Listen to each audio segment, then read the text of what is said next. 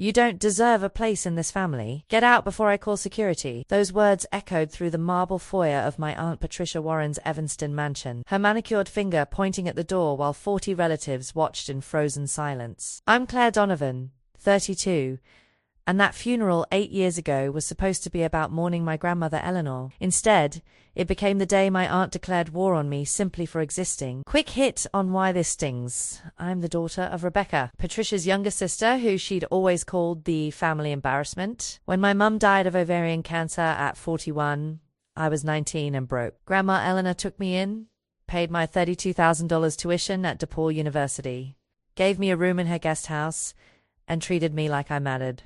Patricia hated every second of it. That funeral day, she physically blocked me from entering the reading of Eleanor's will, told the estate attorney I had no legal standing, and made sure every cousin, uncle, and distant relative knew I was the unwanted charity case. What she didn't know was that Eleanor had left me something that would eventually destroy her: a safety deposit box key with a handwritten note that read, "Open when Patricia hurts you too badly. Inside is everything you need." Hello, beloved listeners. Thank you for joining me today. If you enjoy stories like this, don't forget to subscribe to the channel and hit that notification bell. I'm always curious to know which corners of the world you're tuning in from. Let me know your city in the comments. Enjoy the story. That day I walked out of the mansion with nothing but my dignity and a small brass key burning in my pocket. I had no idea that 8 years later I'd walk back into that same house and detonate a bomb that would send Patricia to federal prison, but I'm getting ahead of myself. Growing up in Naperville, I thought family was supposed to be your safety net. My mum, Rebecca, worked as a nurse at Edward Hospital, pulling double shifts to keep our 2-bedroom apartment afloat after my dad left when I was 6. She was warm, funny, always smelled like lavender hand soap from the hospital dispensers. Patricia, 11 years older, was the opposite. She married Richard Warren, a commercial real estate developer, at 24, and moved into that Evanston mansion by 27. She wore Chanel suits to family dinners, drove a silver BMW 7 Series, and made sure everyone knew she'd climbed higher than her trailer park roots. Mum always said Patricia spent her whole life running from where we came from, ashamed of the subsidized housing and food stamps that kept us alive as kids. When I was 12, Patricia hosted Thanksgiving at her place. I remember the chandelier in the dining room, crystal drops catching light like frozen raindrops. 23 relatives crammed around a table that could seat 30. Patricia served organic turkey from some farm in Wisconsin, sides arranged on her grandmother's china. Mum brought a store-bought pumpkin pie, plastic container still visible. Patricia smiled tight and said, "Loud enough for the table to hear, Rebecca. You really didn't have to bring anything. We have plenty of real dessert." Mum's face went red. I squeezed her hand under the table. That was Patricia's specialty, making you feel small while pretending to be gracious. High school came and went. I graduated with a 3.8 GPA, got into DePaul University for accounting on partial scholarship. Mum was so proud she framed my acceptance letter, hung it next to her nursing certificate in our tiny living room. But the scholarship only covered 60%. We needed $8,000 per year to make it work. Mum picked up extra shifts, maxed out a credit card at 19% interest. I worked weekends at a campus bookstore, restocking textbooks for $9.50 an hour. Patricia never offered a dime, though she paid $18,000 annually for her daughter Vanessa's sorority dues at Northwestern. Then came the diagnosis. Mum started getting tired in spring of my sophomore year. At first, she blamed the double shifts, the hospital cafeteria coffee that tasted like burnt rubber. By summer, she couldn't hide the weight loss or the way she'd wince climbing stairs. Stage 4 ovarian cancer spread to lymph nodes and liver. 6 months, maybe 9 if chemo worked miracles. It didn't. She died 3 days after my 19th birthday, in a hospice room that smelled like disinfectant and defeat. I held her hand, felt it go cold, and realized I was completely alone. Patricia showed up to the funeral in a black Armani dress, dabbed her eyes with a silk handkerchief, and left before the reception. She didn't offer to help with the $14,000 in medical bills Mum left behind. Grandma Eleanor found me 2 weeks later, sitting in Mum's empty apartment surrounded by unpaid invoices. She was 78, sharp as ever, with silver hair always pinned in a neat bun, and a voice that could cut through family arguments like a judge's gavel. "Pack your things," she said. "You're moving into my guest house. Your tuition is covered." "Don't argue." I tried to refuse. She waved me off. "Rebecca was my daughter, and you're my blood."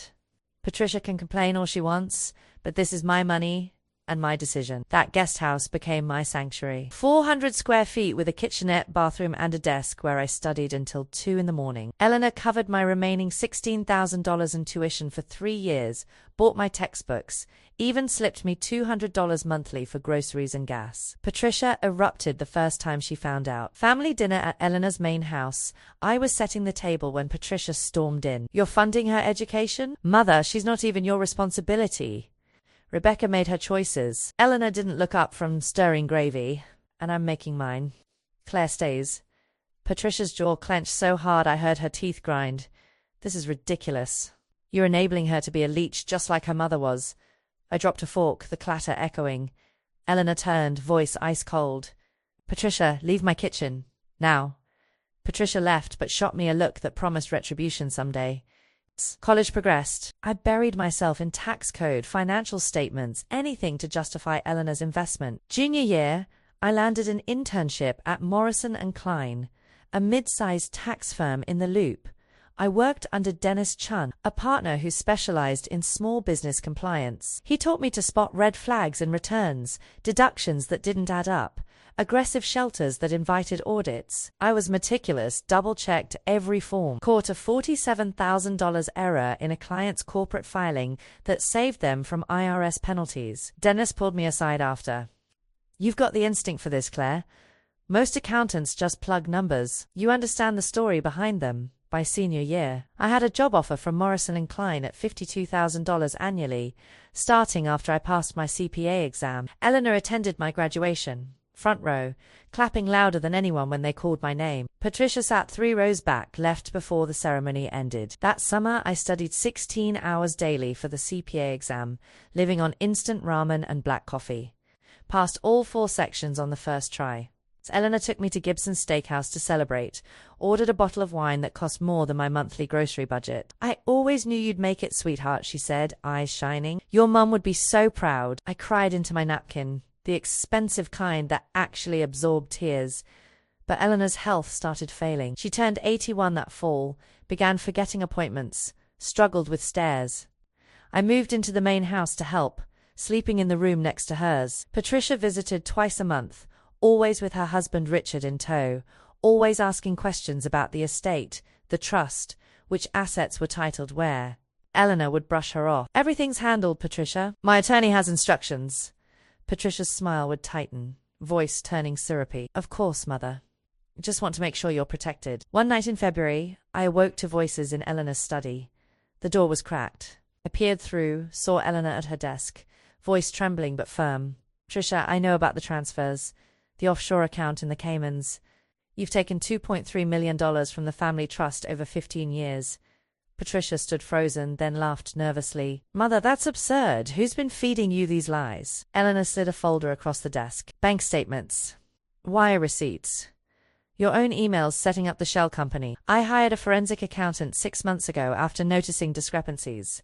This is all documented. Patricia's face drained white. You had me investigated? Your own daughter? Eleanor's hand shook as she pointed to the door. You have 60 days to return every penny, or I'm going to the authorities. Patricia's voice dropped to a hiss. You wouldn't dare. Think about the family reputation. Think about Vanessa's future. Eleanor's response was quiet but absolute. I'm thinking about Claire. The one person in this family who's been honest with me. Now get out. I backed away before they saw me, heart hammering. The next morning, Eleanor found me in the kitchen. You heard last night. I nodded. She sighed, pouring tea with unsteady hands. I've been documenting Patricia's theft for months. I don't have the courage to turn her in while I'm alive, Claire. It would destroy the family. But after I'm gone, you'll need protection. She'll come after you out of spite.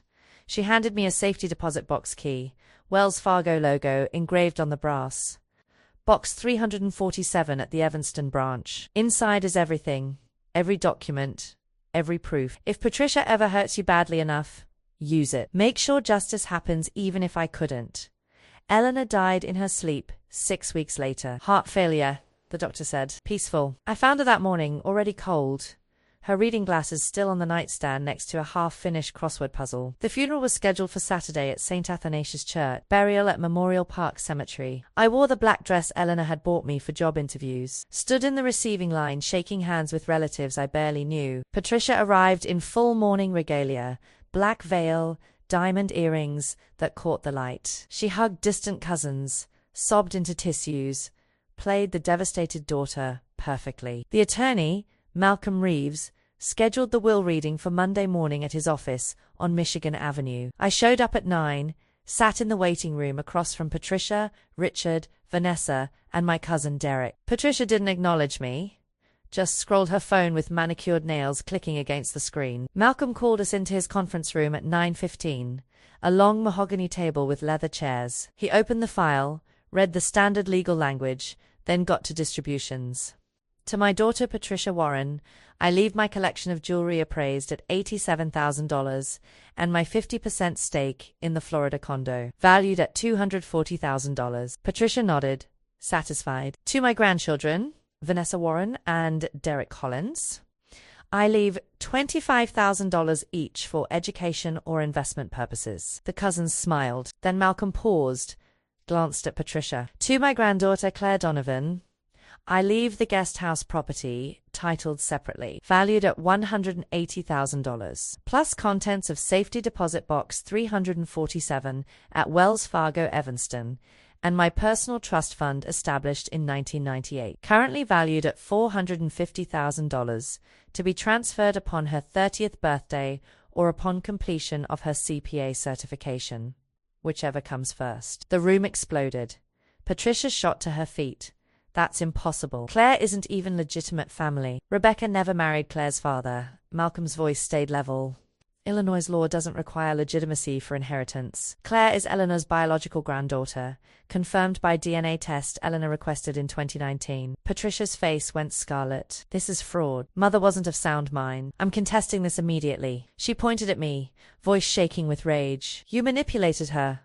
You wormed your way in and poised her against her real family. I opened my mouth to respond, but Malcolm held up a hand. Mrs. Warren, Eleanor's mental competency was evaluated by 2 independent physicians in January. The will is ironclad. Patricia grabbed her purse, yanked Richard toward the door. You'll be hearing from my attorney. And you? She turned to me. Venom in every syllable. You don't deserve a place in this family. Don't bother coming to any gatherings. Don't contact Derek or Vanessa.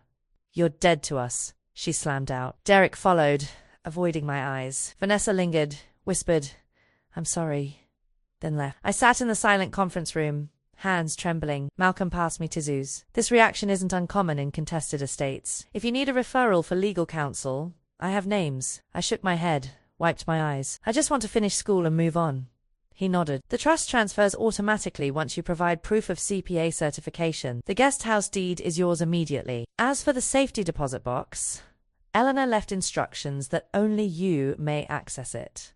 Here's the authorization letter. I drove to Wells Fargo that afternoon, presented the key and letter to a bank officer who led me to the vault. Box 347 was medium-sized, gunmetal gray. Inside, a thick manila folder held 47 pages of bank statements, wire transfer confirmations, emails, and handwritten notes in Eleanor's shaky script. Every document detailed Patricia's systematic theft from the family trust. Shell company in Cayman Islands under the name Warren Holdings Limited. Wire transfers of $15,000 to $80,000 quarterly for 15 years. Total diverted, $2,347,000. Eleanor's notes explained how she'd discovered it, hired forensic accountant Gerald Ramos, and traced the money to offshore accounts that funded Patricia's business investments. At the bottom of the box, a sealed envelope addressed to me in Eleanor's handwriting. I opened it with shaking fingers. My dearest Claire, if you're reading this, I'm gone, and Patricia has likely hurt you. I'm sorry I wasn't brave enough to expose her while alive. Family loyalty is a chain sometimes, and I couldn't break it, but you can. Inside this box is proof of 15 years of theft from the trust your grandfather built. Patricia has stolen from every family member, including you. The forensic accountant's full report is in the blue folder. Use this to protect yourself and bring justice if she ever comes after you. I trust your judgment on when and how. You've always been smarter and stronger than Patricia gave you credit for. Make me proud. With all my love, Grandma Eleanor. I sat in that sterile bank vault and cried harder than I had at the funeral. Then I closed the box, walked out, and drove to my new guest house property. It was mine now. Free and clear, $180,000 asset with no mortgage. I had my CPA certification within 3 months, triggered the trust transfer. $450,000 hit my account in June. Total inheritance, $630,000 plus the property. Patricia's lawyers filed a contest, but it was dismissed by October. I was 24, suddenly financially stable and completely alone. Patricia made good on her threat. No invitations to Christmas, Thanksgiving, summer barbecues. Derek unfriended me on Facebook. Vanessa blocked my number. I was erased from the family like Mum had been. So I built a new life from scratch. I accepted the job at Morrison & Klein, moved into a studio apartment in Wicker Park for $1,100 monthly. The guest house I rented out for $1,800, covering costs and generating $700 profit. I worked 60-hour weeks, took every difficult client Dennis would assign, specialized in small business tax strategy. My second year, I saved a restaurant owner $34,000 in taxes through legal deductions he'd missed. He referred 3 other business owners. By year 3, I had a client roster of 12 small businesses. Was billing $180,000 annually just in side work beyond my salary. That's when I met Lauren Pierce. She was a compliance specialist at a competing firm, and we crossed paths at a CPA conference at Navy Pier. We bonded over terrible hotel coffee and shared frustration with bureaucratic red tape. Lauren had a background in IRS audits, knew every loophole and regulation like breathing. "You're wasting talent working for someone else," she said during a breakout session on LLC taxation. "The market is starving for boutique firms that actually care about small business." We exchanged numbers. Started meeting for coffee weekly, sketching business plans on napkins at a Starbucks on State Street. 6 months later, I took the leap. I had $85,000 saved from inheritance and side work, took out a $35,000 business loan at 7.9% interest, and filed incorporation papers for Donovan Tax Solutions LLC. Lauren came on as partner for 20% equity in Sweat Capital. We leased a tiny office in the Loop, 2 desks, 1 printer, a conference room the size of a closet. Our first client was Mario Rubio, who ran a catering company with messy books and 3 years of unfiled returns. We charged him $8,000, sorted his disaster, filed amended returns, and saved him from an audit that would have bankrupted him. Mario told everyone. Word spread through the small business community like wildfire. Year 1 revenue hit $240,000. Year 2 climbed to $520,000. We hired 3 junior accountants, moved to a proper office with a view of the Chicago River. I focused on strategy and client relations, while Lauren handled compliance and IRS negotiations. We specialized in service businesses, restaurants, contractors, creatives, anyone ignored by the big firms. Our model was simple: flat fees, transparent communication, aggressive but legal tax minimization. By year 4, 18 employees, $1.8 million revenue. I bought a 2-bedroom condo in Lincoln Park for $680,000, 10% down from savings. Life was good, stable, thriving. Year 5 brought the Forbes recognition. 30 under 30 in finance, a photo shoot where I wore a blazer that cost more than my first month's rent, smiled for cameras, gave quotes about entrepreneurship and resilience. The article mentioned I'd overcome family tragedy to build a thriving tax consultancy, didn't name Patricia. But the implication was clear. 3,000 shares on LinkedIn. My client list doubled overnight. Revenue jumped to $3.1 million. Lauren and I expanded to New York, opened a satellite office in Manhattan with 2 senior accountants. Year 6, we crossed $4.2 million. Profitable, growing, unstoppable. My personal life filled in around the edges. I dated occasionally, nothing serious, mostly focused on work. Made friends through young professional networks, joined a running group that met Saturday mornings along the lakefront, traveled to conferences in Austin, Seattle, Miami, always came home grateful for Chicago's skyline and deep dish pizza. Holidays I spent with Lauren's family, her parents treating me like an adopted daughter, her nephews calling me Aunt Claire. I thought about Patricia sometimes, wondered if she'd heard about my success, but I'd stopped caring about her approval years ago. Then came the email that changed everything. September 12th, early morning. Inbox notification from Warren Estate Management. Subject line, urgent family matter, action required. I almost deleted it as spam, but something made me open it. The body was formal, typed by Patricia's assistant, Melinda. Dear Miss Donovan, you are required to attend a family meeting regarding irregularities discovered in Eleanor Warren's estate distribution.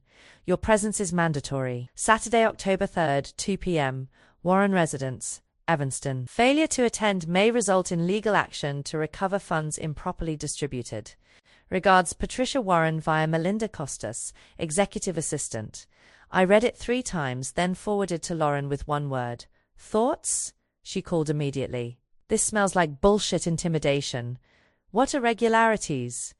The estate closed 6 years ago. I agreed, but something nagged at me. Patricia wasn't stupid. If she was making moves, she had an angle. I replied to the email, please provide specifics regarding alleged irregularities before I commit to meeting. I require transparency per my legal rights as beneficiary. Response came 2 hours later. This time directly from Patricia's personal email. Claire, this isn't a negotiation. Discrepancies have been found in the trust distributions. You received $450,000 that may have been calculated incorrectly. We need to discuss reimbursement of approximately $180,000 to other beneficiaries. If you refuse to cooperate, my attorney will file suit. Think about your business reputation. Litigation would be unfortunate publicity. See you Saturday, Patricia? My stomach dropped, but my instincts screamed trap.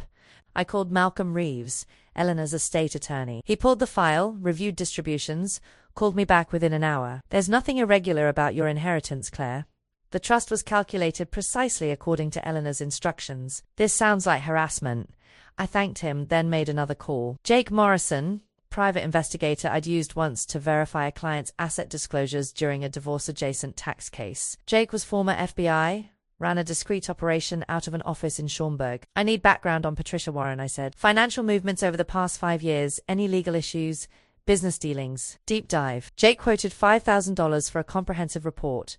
2-week turnaround. I wired the deposit immediately. Meanwhile, I ignored Patricia's demand, didn't RSVP, didn't engage. She called my office 4 times. I instructed my receptionist to say I was unavailable. On September 28th, my cousin Derek reached out via LinkedIn message. Hey Claire, I know it's been forever. Patricia is serious about this meeting. She's saying you owe the family money and threatening to sue. I don't want drama, but maybe just hear her out. Would be good to see you anyway. I replied, thanks for reaching out, Derek. If Patricia has a legitimate legal claim, her attorney can contact mine. Otherwise, this is extortion. Hope you're well. He didn't respond. Jake's report arrived October 1st. 42 pages of financial forensics that made my blood run cold. Patricia had burned through her inheritance in 4 years on luxury purchases. A failed real estate flip in Scottsdale that lost $320,000 and ongoing monthly expenses averaging $18,000. Her husband Richard's development company had filed Chapter 11 bankruptcy in 2021. Crushed by commercial real estate collapse during COVID. They'd remortgaged the Evanston mansion twice. Currently owed $1.1 million against a property valued at $1.4 million. She needed cash desperately and clearly saw me as an easy target. But the bombshell was page 37. Jake had cross-referenced Eleanor's forensic accounting report with recent activity on the Cayman Islands account. Patricia never returned the $2.3 million she'd stolen. The account still existed under Warren Holdings Limited, current balance $2.1 million after 15 years of growth and withdrawals. I sat in my office until midnight, reading every page twice. Patricia had stolen from the family, never faced consequences, burned through legitimate inheritance, and now wanted to shake me down for money she had no legal right to. Eleanor's voice echoed in my head. If Patricia ever hurts you badly enough, use it. This was the moment. I called Jake the next morning. I need you to update this report with the offshore account details and prepare a full package for federal authorities. I'm taking this to the IRS and FBI. Jake whistled low. That's playing hardball. You sure? I thought of Mom's funeral, of Patricia's sneers, of 8 years being erased from family photos. Completely sure. But first, I needed insurance. I called Patricia's assistant, Melinda, directly, bypassing Patricia. This is Claire Donovan. I'll attend the meeting Saturday as requested. Please confirm time and that all relevant family members will be present. I have information to share that affects everyone. Melinda sounded surprised but confirmed. 2 p.m. main dining room. Patricia, Richard, Vanessa, Derek, and Patricia's attorney will be present. Perfect. I had 3 days to prepare the nuclear option. Saturday arrived cold and grey. October wind whipping off Lake Michigan. I drove to Evanston in my leased Audi A6. Wore a navy suit that projected confidence without arrogance. Carried a leather portfolio containing copies of Jake's report and Eleanor's safety deposit documents. Lauren had offered to come for moral support, but I declined. This was personal. I parked in the circular driveway at 1:55 p.m., stared at the mansion that had once felt so intimidating. Now it just looked like a house, brick and mortar. Nothing more.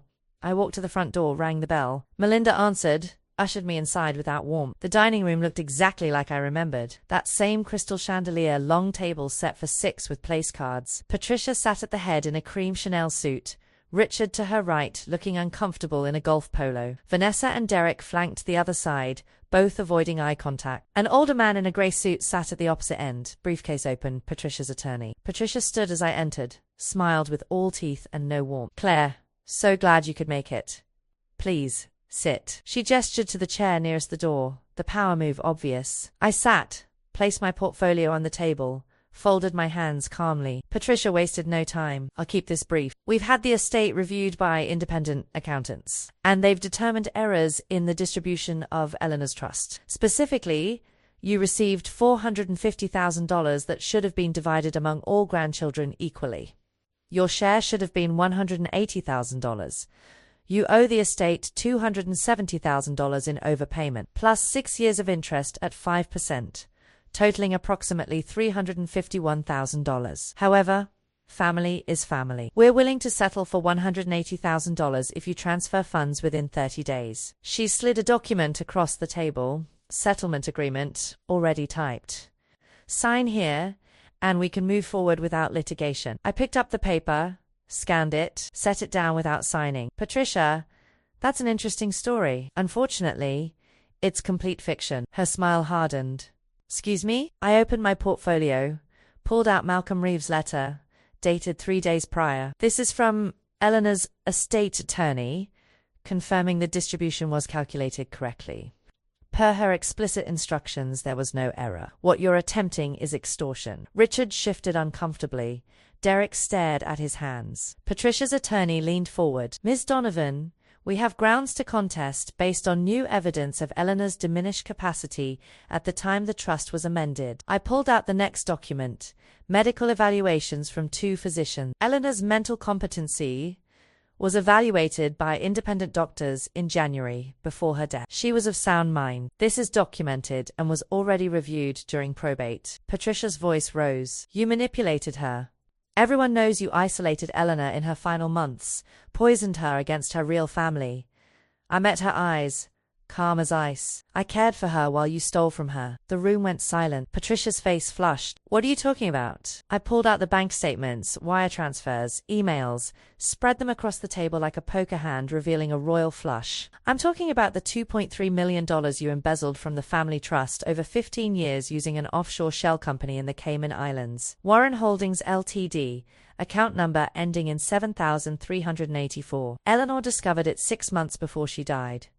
She documented everything. She was planning to turn you in, but you know what stopped her? Family loyalty, something you clearly never valued. Derek grabbed one of the statements, eyes widening. Vanessa gasped. Richard went pale. Patricia's attorney picked up an email, read it, set it down carefully. Patricia sputtered. That's absurd. Those are fabricated. I pulled out my phone, queued up the audio file Jake had helped me digitize from Eleanor's old tape recorder found in her desk. I pressed play. Eleanor's voice filled the room, frail but firm. Patricia, I know about the transfers. The offshore account in the Caymans. You've taken $2.3 million from the family trust over 15 years. Then Patricia's voice. Younger, defensive. Mother, that's absurd. Who's been feeding you these lies? Eleanor's response. Bank statements. Wire receipts. Your own emails setting up the shell company. I hired a forensic accountant. This is all documented. You have 60 days to return every penny, or I'm going to the authorities. The recording continued for 90 seconds. Patricia's denials, Eleanor's ultimatum. When it ended, the silence was suffocating. Derek looked like he might vomit. Vanessa whispered, "Mum, is this true?" Patricia's mouth opened and closed, no words coming. Richard stood abruptly. "I had nothing to do with this." Patricia handled all the trust finances. He was already distancing himself, lawyer instincts kicking in. Patricia turned on me, voice shaking. "You've been sitting on this for 8 years. You wanted this moment, didn't you? You wanted to destroy me in front of everyone." I kept my voice even. Matter of fact, I wanted justice. Eleanor trusted me to do what she couldn't. "Congratulations, Patricia. You played yourself." Her attorney closed his briefcase. "Mrs. Warren, I advise you to stop talking immediately. This conversation is over." He stood to leave. I raised a hand. "Actually, we're not finished. I filed a formal complaint with the IRS Criminal Investigation Division and the FBI Financial Crimes Unit 3 days ago. Agents are currently reviewing the forensic accounting package, which includes updated activity on the offshore account showing you never returned the stolen funds. Current balance as of last month, $2.1 million. That's federal tax evasion, wire fraud, and theft from an estate. Penalties include restitution, fines, and prison time of up to 10 years. I pulled out one final document, placed it in front of Patricia. This is a courtesy copy of the complaint. Expect contact from federal authorities within the week. Patricia's hands shook as she picked up the paper, read the first page, dropped it like it burned. "You vindictive little bitch. You're destroying this family over ancient history." I stood, gathered my portfolio. "No, Patricia. You destroyed this family when you stole from your own mother and tried to frame me for your crimes. I'm just making sure you finally face consequences." I looked at Derek and Vanessa. "I'm sorry you had to find out this way. If you have questions, my contact information hasn't changed." Derek nodded slowly, face ashen. Vanessa was crying into her napkin. I walked to the door, turned back one last time. "Oh, and Patricia, the settlement agreement you wanted me to sign, you don't deserve a place in my life. Don't contact me again. Ever." I walked out, down the marble steps, into the cold October air that felt like freedom. Behind me, raised voices erupted, Patricia screaming at Richard, the attorney trying to restore order. I got in my car, drove away from the mansion, and didn't look back. The fallout was swift and devastating. Within 10 days, IRS agents raided Patricia's home and Richard's bankrupt office, seizing computers, files, and documents. The Chicago Tribune ran a story. North Shore socialite under federal investigation for trust fund embezzlement. Patricia's name was all over page 3. Her friends stopped returning calls. The country club suspended her membership pending outcome of the investigation. Richard filed for divorce 3 weeks later, claiming he'd had no knowledge of the offshore accounts and wanted to protect his own assets from seizure. The grand jury indicted Patricia on 14 counts in February: wire fraud, tax evasion, theft from an estate, and conspiracy. Trial was set for June. Her attorney negotiated a plea deal. Guilty to 7 counts in exchange for 8 years federal prison, with possibility of parole after 5, restitution of $2.3 million to the estate, plus $2. $4 million in fines and penalties to the IRS. Total financial obligation, $4.7 million. She took the deal in May to avoid a trial that could have resulted in 15 years. Sentencing happened on a Tuesday. I didn't attend, but Lauren went as my proxy, texted me updates. Judge gave her 8 years. She cried. Looked 20 years older. Derek was there. Vanessa wasn't. Richard nowhere to be seen. Patricia reported to FCI Alderson in West Virginia in July. The mansion sold at auction for $1. $3 million barely covered the mortgage after legal fees. Her BMW got repossessed. The jewelry Eleanor left her went to liquidators for $62,000. Every asset stripped. Meanwhile, the trust was recalculated with the returned $2.3 million. Derek, Vanessa, and I each received $340,000 in corrected distributions, plus accrued interest. I donated my share to a scholarship fund in Eleanor's name at DePaul University, supporting first-generation accounting students from low-income backgrounds. The irony wasn't lost on anyone. Patricia's theft ultimately funded opportunities for kids just like Mum and me. Donovan Tax Solutions kept growing. The publicity from the case, while uncomfortable, brought in clients who valued integrity. The accountant who took down a tax cheat became an unofficial tagline. We expanded to a third office in Los Angeles, hired 26 employees total, crossed $6.2 million in revenue by year 8. I bought a 3-bedroom condo in Gold Coast for $1. $1 million, cash purchase, no mortgage. Furnished it with art from local galleries, hosted dinner parties for friends who'd become family, lived a life Eleanor would have been proud of. Derek reached out a year after Patricia's sentencing, asked to meet for coffee. We sat at a Starbucks in Lincoln Park, awkward at first. "I'm sorry," he said finally, "for disappearing, for not standing up to her. Mom twisted everything, made you seem like the villain. I should have known better." I sipped my latte, chose words carefully. "I appreciate that, Derek, but I'm not looking to rebuild what we had. Too much damage." He nodded, understanding. "Fair. If you ever change your mind, I'm here." We parted on decent terms. No hostility, but no closeness either. Vanessa sent a Facebook message around the same time. "I can't forgive what Mom did, but I also can't fully embrace you. It's too complicated. I hope you understand." I did. "Some fractures don't heal." Patricia wrote me from prison 2 years into her sentence. The letter arrived at my office, forwarded by her attorney. I held the envelope for a full minute before opening it. 3 pages, handwritten, Patricia's distinctive script now shaky. "Claire, I don't expect forgiveness. I know what I did was unforgivable, but I need you to understand I wasn't trying to hurt you specifically. I was drowning financially, made terrible choices, and couldn't stop the spiral. Your success highlighted my failures, and I lashed out. I've had a lot of time to think here. About Mum, about Rebecca, about how I spent my life running from where we came from instead of being grateful for the climb. You turned out better than all of us. You honored Eleanor in ways I never could. I'm genuinely sorry for the pain I caused. I don't ask for a relationship. Just wanted you to know. Patricia." I read it 3 times. Part of me felt a flicker of something, maybe pity, maybe sadness for the woman she could have been. But mostly I felt nothing. Sorry doesn't undo 8 years of exile. Sorry doesn't erase Mum dying with medical debt while Patricia bought designer purses. Sorry doesn't return the family dinners I missed or the cousins who ghosted me. I put the letter through the office shredder, watched it turn to confetti, and went back to work. Life moved forward. I dated a software engineer named Marcus for 2 years, met him at a tech conference. It was good, healthy, but ultimately we wanted different things. He got a job offer in Seattle. I wasn't willing to leave Chicago. We parted amicably, still exchanged Christmas cards. Lauren got married, asked me to be maid of honor. I stood beside her at a vineyard in Michigan, gave a toast about chosen family being the truest kind. Her parents hugged me afterward, told me they were proud of the woman I'd become. I cried happy tears for the first time in years. The scholarship fund in Eleanor's name awarded its first grants in year 3 after Patricia's conviction. 5 students, $10,000 each, covering books, tuition gaps, living expenses. I attended the ceremony at DePaul, shook their hands, told them to make Eleanor proud by paying it forward someday. One recipient, Maria, reminded me so much of myself at 19. Determined, eyes, and thrift store blazer. She graduated top of her class 4 years later, now works at Deloitte. We have coffee twice a year. Mentor relationship that fills something in me I didn't know was empty. Today, at 32, I run a business that matters. Live in a home I built with my own hands metaphorically, and sleep without nightmares of marble foyers and pointing fingers. Patricia gets out in 3 more years, eligible for parole.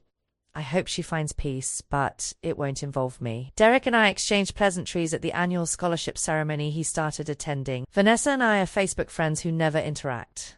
That's enough. The lesson I carry isn't about revenge, though that was satisfying. It's about knowing your worth isn't determined by the people who should have loved you, but didn't. It's about documentation, strategy, and patience. It's about chosen family, the people like Lauren and Marcus and Eleanor who show up when blood relatives disappear. And it's about justice, delayed but delivered, served cold and legally binding. Thanks for staying with me through this entire story. Have you ever had to cut out toxic family members to protect yourself? What would you have done if you'd found evidence like I did? Drop your thoughts in the comments below. If this resonated with you, hit that like button and subscribe for more stories about boundaries, justice, and building the life you deserve on your own terms. See you in the next one, where I'll share how a former business partner tried to steal my client list and learned why you never Cross an accountant with receipts.